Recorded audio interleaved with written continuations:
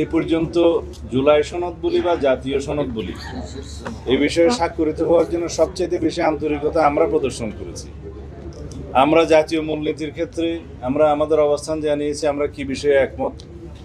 আমরা ৭০ অনুচ্ছেদের ব্যাপারে আমাদের পজিশন জানিয়ে আমরা সেখানে একমত হয়েছি এবং সেটা জাতীয় সনদে অন্তর্ভুক্ত হবে, সবাই সেটা একমত হয়েছে।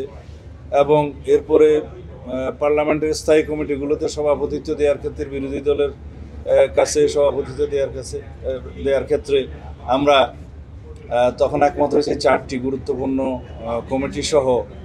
আর আসনের সংখ্যার অনুপাতে যা পাবে বিরোধী দল সেখানে হয়তো 1/3ও আসতে পারে, সেগুলোর বিষয়ে আমরা একমত হয়েছি। আমরা প্রধানমন্ত্রীর মেয়াদের ক্ষেত্রে যেটা জীবদ্দশায় বা সারা জীবনে কোনো ব্যক্তি 10 বছরের বেশি প্রধানমন্ত্রী আসনে বহাল থাকবেন না, সে বিষয়ে আমরা একমত হয়েছি। তবে ওখানে আমাদের একটা শর্ত ছিল যে এনসিসির মতো বা সাংবিধানিক নিয়োগ কমিটির মতো কোনো বিষয় এখানে আমরা থাকলে হয়তো আমরা সেই বিবেচনাটা আমাদের আগের প্রস্তাব অনুসারে যেতে হবে আমাদেরকে, সেই বিষয়ে আমরা একমত হয়েছি। রাষ্ট্রপতির নির্বাচন ক্ষেত্রে আমরা গোপন ব্যালটের মাধ্যমে স্বাধীনভাবে এমপিরা ভোট দিতে পারবে, সেই বিষয়ে একমত হয়েছি। তো ঐক্যমত্য তো পোষণ হচ্ছে। এখন যদি জাতীয় ঐক্যমত্য কমিশনের সকল প্রস্তাবে যদি আমাদেরকে 100% একমত হতে বলে, তাহলে আলোচনার জন্য ডাকা হলো কেন?